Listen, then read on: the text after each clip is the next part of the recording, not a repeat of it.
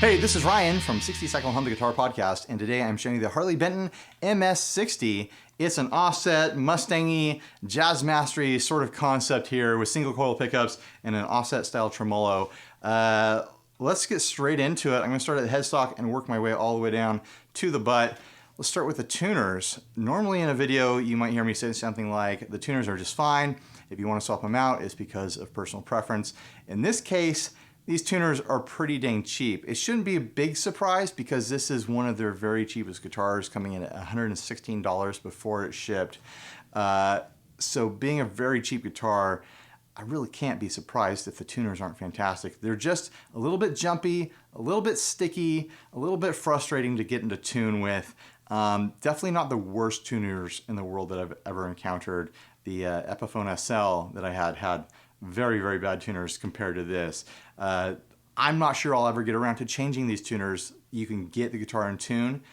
Like I said, they're just a little sticky and jumpy, not fantastic. Even though they're like modern appearing closed back style tuners, it's interesting that they have those issues. The nut of the guitar seems to be cut very well. The strings are the correct height off of the first couple of frets, so no bending out your chords when you're strumming, getting to those cowboy chords. No tinging and pinging even when I'm hard diving this trem bar here. So the nut is fine. I think it's supposed to be graphite nut of some variety. The neck has a nice chunky, like full modern C shape to it. It fills my hand very nicely. It's very comfortable. I think the thinking is that the thinking in the past has been that smaller necks would be more friendly to young players. I think the opposite. I think a fuller neck gives you more to hold on to, more to press against, more to be oriented on. I think this is a really comfortable neck and I very much appreciate it.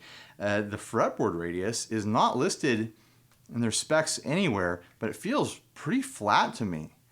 I don't think this is, like a Mustang style or a Fender style, like 9.5 or anything like that. I think it's somewhere close to a 12-inch radius. I could be super wrong. I wish I knew where my tool was to measure it. But yeah, it feels like a flat, wide neck to me. Great for fast playing.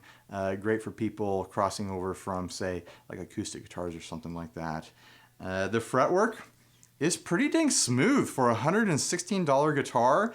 I actually think the fretwork is smoother than on that Harley Benton Fusion back there. It might be because that has super, super jumbo frets on it, so you're just gonna get more of a tactile response from them. These are, I don't know what you'd call them, but they feel comparable to the size of fret that would be like on a Mexican Fender. Easy player, no big deal, no buzz out anywhere on the fretboard, nice straight neck. For 120 bucks, 116 bucks, I'm pretty surprised at the quality and the playability of the neck. All right, let's get into the body. Classic offset style shape here. You got an arm cut here for comfort. You have a belly cut there for more comfort. Sits against the body very nicely. Easy to sit down with this ergonomic shape. Stand up with it easily, ergonomic shape, like I said. The finish is like this cream color. I'm not a huge fan of the pearloid, just because it's not my personal taste. Maybe you love it. I don't. I kind of grew out of that. I used to love pearloid and now not so much. It has to be just the right pearloid for me to get excited about it. So maybe in the future, you'll see me on here experimenting with cutting my own pick guard. I think like a black pick guard on this or like a dark tortoise would look very attractive. Or even like a very flat white, like a single ply white. I could get into that. Maybe I'll cut my own shape or something too. I'll get creative. 2 single coil pickups here, which honestly, I think sound pretty dang good. Let me turn these on here. This is the bridge setting, which is going to be pretty bright and twangy.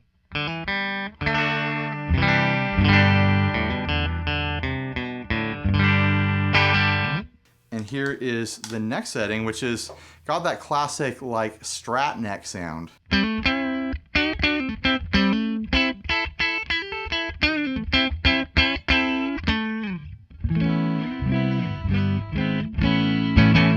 And of course, a middle setting.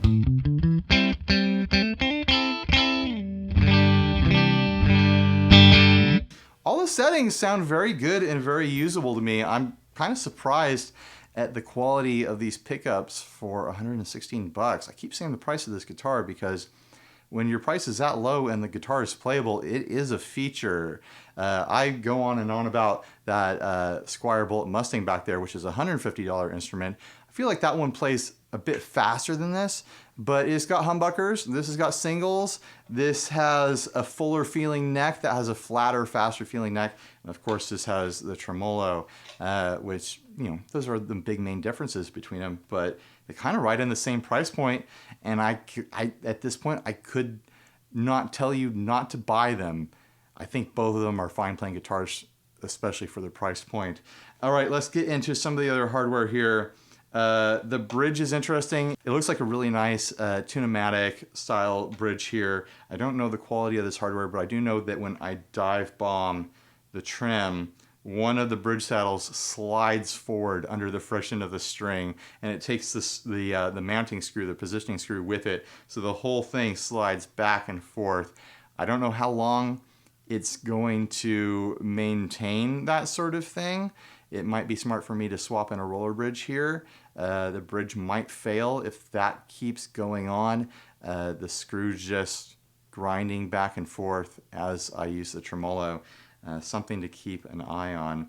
I think the second biggest mark of low quality of this guitar after the tuners is this tremolo system here. It's your classic Fender style, offset style tremolo. The biggest issue with it is that the arm just swings completely loose. If I tilt this guitar even the slightest bit forward right now, that arm's just gonna fall out. See, it just fell out of my hand. If I moved around on a stage like that, centrifugal force would just pull it out of the guitar and it would fly across the stage. There's nothing holding this in, and that's quite a bit of a bummer. So what I'll end up doing is I'll do a video here in the future where I pop this off the guitar and I see if it has the standard kind of connection here that I can crimp down with some pliers and get it to hold on to this. If I can't get it to hold on to the bar, then I'm going to be swapping out that piece of hardware on this guitar, which is an added cost. I mean, already we're at tuners, possibly bridge if that saddle fails eventually, and the tremolo unit. So those are things to consider. These style of tremolos can already be kind of a crapshoot, so it might not even be Harley Benton's fault. You can get the same issue on guitars of all brands just because there's some quirks to this tremolo design, honestly. So we'll see if I can adjust that and fix it and get it to my personal preferences. Who knows? Anyways, still I say for 116 bucks, this is a playable guitar. The neck feels fine, feels playable. The pickups sound good. I can live with the tuners being a little sticky, a little jumpy. I've got to keep an eye on the bridge because that saddle keeps moving, and I got to tweak this. But none of it is a hard, I have to replace things. So that's something to consider for 116 bucks. All right, thanks for watching. Please like, subscribe, dislike, leave me rude and nasty comments, debate the value of this guitar or the qualities of this guitar if you want to, and support us on Patreon. I've been giving things away to Patreon members just because I can't keep everything, and it's less trouble than selling it, honestly. So go check out the Patreon page. Also, I use that money to get stuff on the show. I've got stuff in the mail right now that is paid for by the Patreon, so that's something to consider. All right, I'm going to stop pimping myself out here. See you guys later. Bye.